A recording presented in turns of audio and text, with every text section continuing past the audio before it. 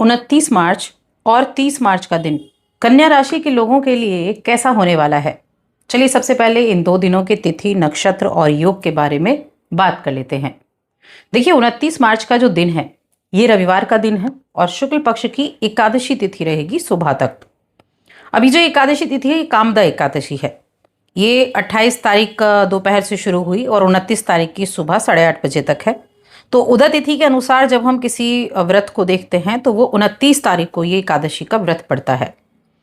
और इस दिन चंद्रमा अपनी राशि कर्क राशि से निकलकर सिंह राशि में प्रवेश कर जाएंगे, जिससे जो योग बनेगा वो धृति नाम का योग बनेगा, साथ में रवि नाम का योग भी रहेगा।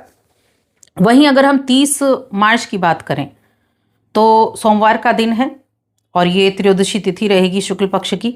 चंद्रमा सिंह राशि में केतु के साथ युति कर रहे हैं और केतु का नक्षत्र का परिवर्तन भी हो चुका है। केतु अपने ही नक्षत्र में अब आ चुके हैं और ये जो योग बनेंगे वो शूल नाम का योग इस दिन बनेगा।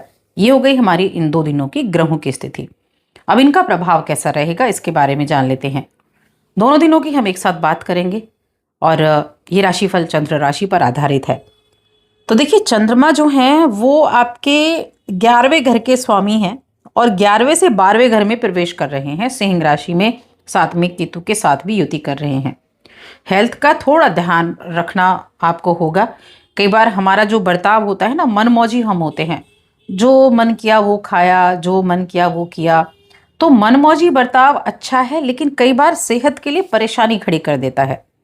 तो ऐसे में क्या करना है, थोड़ा सा पेशेंस के साथ, थोड़ा अपने आप पर कंट्रोल करके आपको अपने दिन की शुरुआत करनी है। सही खाना पीना यानी आपको पौष्टिक आहार लेना है, बाहर की चीज़ों को अवॉइड करना है, तो अपनी सेहत को आप अच्छा रख सकते हैं। ये आपको ही ध्यान देना है, इसके लिए कोई और जिम्मेदार नहीं है, ये आप ही जिम्मेदार हैं अगर आपकी सेहत खराब होती है। बाकी कामकाज में आप काफ़ी व्यस्त रह सकते हैं क्योंकि ये जो चंद्रमा की स्थिति है ये थोड़ा सा मन में एक अनजाना भय लेकर आ सकती है। थोड़ा कहीं ना कहीं बातों को लेकर, कुछ चीज़ों को लेकर टेंशन रह सकती है। देखिए 12वें भाव में है पहली चीज़ तो चंद्रमा, 6ठे पर दृष्टि डाल रहे हैं, ठीक है, जो कि कुंभ राशि है जहाँ पर राहु बैठे हैं, जहाँ पर सूर्य तो नहीं, मंगल विराजमान है। तो ये चीज़ें जो हैं थोड़ा मन में बिना वजह का भ्रम पैदा कर सकती हैं, भय पैदा कर सकती हैं, भ्रमित कर सकती हैं। तो अपने काम को अच्छे तरीके से आपको करना है। जो 30 मार्च का दिन होगा, कुछ नए अवसर प्राप्त होंगे आपके रास्ते में। चुनौतियां तो आएंगी, मैं ये नहीं कहूँगी कि चुनौतियां नहीं आएंगी, चुनौतियां तो आएंगी, लेकिन अपने हुनर से उन चुनौतियों को पार भी कर सकते हैं। खर्चे के ये दोनों दिन बने हुए हैं, खर्चा होने वाला है और 29 मार्च की दोपहर बाद कुछ खर्चे का योग है 30 मार्च को भी, कि या तो परिवार का कोई सदस्य, आप उनकी सेहत खराब या आपकी सेहत खराब, उस सिलसिले में आपको पैसे देने पड़े। तो इन 2 दिनों में खर्चे का योग भी बना हुआ है। कुछ ट्रैवल वगैरह करना पड़े तो ट्रैवल के मामले में भी यहाँ हो सकता है। कोई से किसी सामाजिक प्रोग्राम में आपको जाना पड़ जाए, समाज में किसी के लिए, रिश्तेदारों में, तो किसी भी तरीके से, लेकिन यहाँ खर्चे का योग बना हुआ है। अब इस दौरान जो नौकरी करने वाले जातक हैं, जो बिजनेस करने वाले जातक हैं, उनकी बात करें तो आपका मन ना ऐसा रहेगा जैसे कोई ऐसा बढ़िया काम करने का मन नहीं है। कब बढ़िया काम यानी कि जो आप काम कर रहे हैं ना, बहुत अच्छे से फोकस नहीं कर पाएंगे, गंभीर काम करने के मूड में बिल्कुल नहीं होंगे। आपके मन में रहेगा थोड़ा रेस्ट कर लिया जाए, कुछ अलग करने की कोशिश की जाए, कैसे कुछ अलग किया जाए। तो ये आपकी सोच इस दौरान रह सकती है। लेकिन फिर भी ऐसी चीज़ें, ये आपके मन पर प्रभाव डाल रहा है, ये आपके जो चीज़ें आप करना चाहते हैं उन पर प्रभाव डाल रहा है। लेकिन उसके बावजूद धन संपत्ति के मामले में दोनों दिन अच्छे हैं। अगर आपने कोई प्रॉपर्टी वगैरह ले रखी थी और वो आपके जो पैतृक स्थान है आपका उससे दूर है, तो उसके रेट बहुत अच्छे लग सकते हैं। तो यहाँ आपको मुनाफा होता हुआ दिखाई दे रहा है। जिन्हें आप चाहते हैं उनके साथ कुछ आप उनके लिए कुछ गिफ्ट ले सकते हैं या आपको भी गिफ्ट मिल सकता है। आंखें बड़ी चमकदार रहेंगी तो बड़ा अच्छा रहेगा। देखिए कई बार ना जीवन की पेचीदगियां ऐसी हो जाती हैं कि उनसे हर व्यक्ति बाहर नहीं निकल पाता है, लेकिन एक छोटी सी किरण भी दिखती है, छोटी सी खुशी भी मिलती है। मान लीजिए किसी ने आपको कोई गिफ्ट दे दिया, वो भी आपको बड़ा अच्छा लगता है। घर में किसी वरिष्ठ शख्स के साथ आप जब वक्त गुजारेंगे तो आपको बड़ा अच्छा लगेगा, क्योंकि केतु ना हमारे पितरों के कारक होते हैं, हमारे पितरों के कारक हैं, और इनके साथ चंद्रमा बैठे हैं।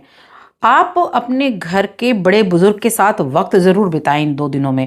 उनके साथ बैठकर बात करें, 15 मिनट, 20 मिनट, आधा घंटा, दिन में कुछ वक्त ऐसा ज़रूर निकालें जब आप उनके साथ वक्त गुजार सकें। यह आपके लिए बहुत अच्छा रहेगा, क्योंकि कुछ चीज़ें ऐसी होती हैं जो बताई नहीं जा सकती, लेकिन वो जीवन में बहुत मायने रखती हैं।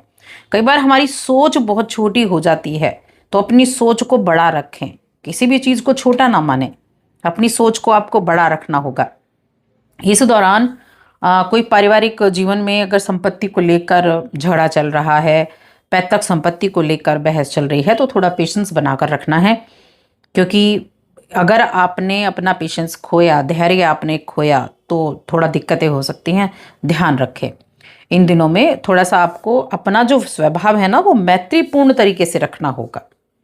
हो सकता है कि न्याय मिलने में थोड़ा वक्त मिल जाए, लेकिन अगर आप पेशेंस खो देते हैं तो चीज़ें बिगड़ जाती हैं। तो इसीलिए बस थोड़ी सी सतर्कता की आवश्यकता है, ज़्यादा कुछ नहीं। अब यहाँ जो रिश्तों के बारे में देखा जाए, तो आप शादीशुदा ज़िंदगी में काफ़ी अच्छा समय रहेगा। आप अपने वैवाहिक जीवन में खुश हैं और प्यारी चीज़ें आपके सामने आएंगी।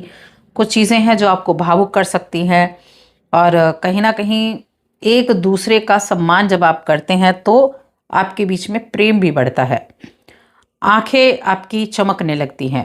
प्रेम जीवन की बात करें तो प्रेम जीवन के मामले में ये दोनों दिन जो हैं, इन दोनों ही दिनों में ठीक ठाक रहने वाला है। आप रुकावटें कुछ अगर आई थी प्रेम संबंध में, तो उन रुकावटों को दूर कर पाएंगे, राहत को महसूस करेंगे।